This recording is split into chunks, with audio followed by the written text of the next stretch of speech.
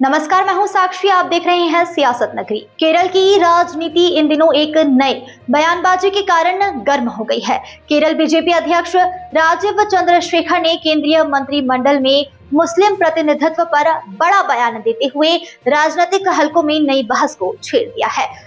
कोझिकोड में press club के कार्यक्रम मीट द प्रेस में उन्होंने साफ कहा है कि केंद्र में मुस्लिम मंत्री का न होना बीजेपी नहीं बल्कि मुस्लिम समुदाय का मतदान पैटर्न है। राजीव चंद्रशेखर ने सवाल उठाया कि जब बीजेपी को वोट देने वाले मुस्लिम सांसद ही नहीं चुने जाते तो मंत्री बनने का सवाल कैसे उठता है।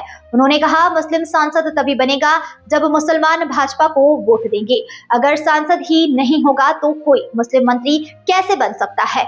उनके मुताबिक राजनीतिक प्रतिनिधित्व किसी समुदाय का हक नहीं बल्कि जनता द्वारा दिए गए जनादेश का नतीजा होता है।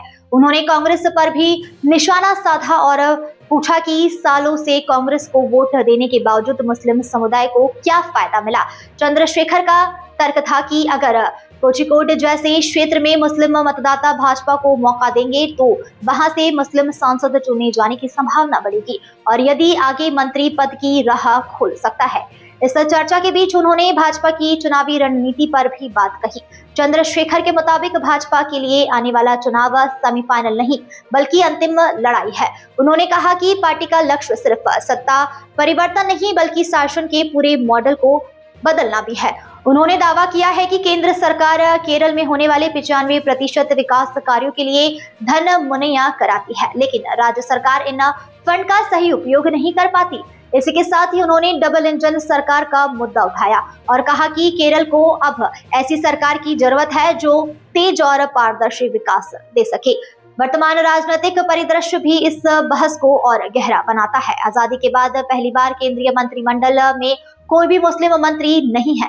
पिछली मोदी सरकार में मुख्तार अब्बास नकवी एकमात्र मुस्लिम मंत्री थे, लेकिन 18वीं लोकसभा में बीजेपी या एनडीए के किसी मुस्लिम उम्मीदवार को जीत नहीं मिली है और इसी पृष्ठभूमि में राजीव चंद्रशेखर का बयान खास महत्व रखता है।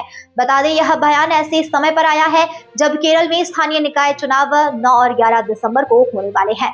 भाजपा इन चुनावों में पहली बार गंभीर दावेदारी कर रही है और केंद्रीय गृह मंत्री अमित शाह ने राज्य इकाई को लक्ष्य दिया है कि पार्टी का वोट शेयर 16% से बढ़ाकर 25% किया जाए। राजीव चंद्रशेखर की टिप्पणी ने जहां बीजेपी समर्थकों में उत्साह बढ़ाया है, वहीं विपक्षी दलों ने इस समुदाय के बीच दूरी बढ़ाने वाली राजनीतिक बताया है।